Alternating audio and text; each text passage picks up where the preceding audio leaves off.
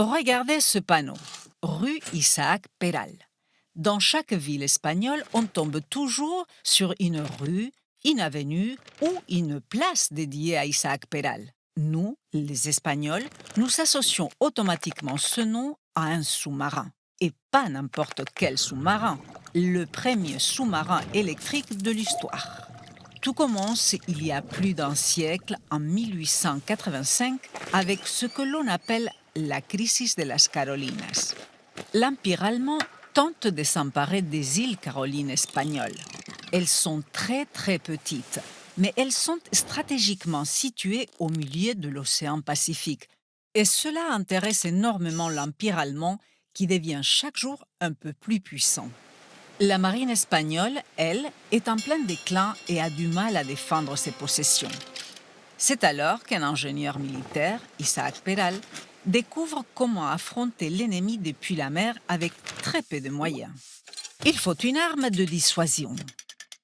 Une arme qu'il prépare lui-même depuis des années. Il s'agit d'un navire très discret qui avance furtivement sous l'eau sans être vu et qui peut lancer jusqu'à 3 torpilles au moment où l'ennemi s'y attend le moins. Une arme terrifiante. Certes, Isaac Peral n'est pas le premier à imaginer un sous-marin. Dès 1620, un navire réussit à ramer sous la Tamise à Londres pendant 3 heures, à très faible profondeur et lentement. En 1775, les Américains présentent The Turtle, la tortue, qui avance à l'aide des pédales. Oui, c'est lent une tortue. Au XIXe siècle apparaît le sous-marin à vapeur. Il est plus rapide, mais il doit remonter de temps en temps à la surface pour faire tourner sa chaudière. Et surtout, il est bruyant. Mais Isaac Peral, lui, a l'idée géniale d'utiliser des batteries électriques. Grâce à elles, son sous-marin est rapide et totalement silencieux.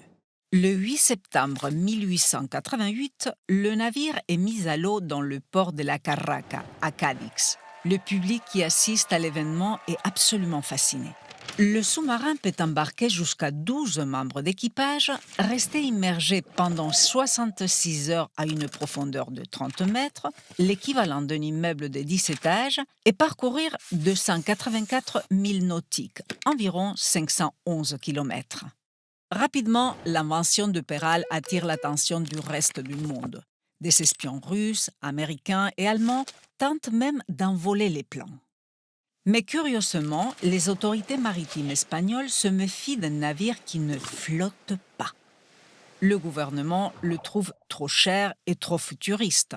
Bref, une campagne de dénigrement freine le lancement final.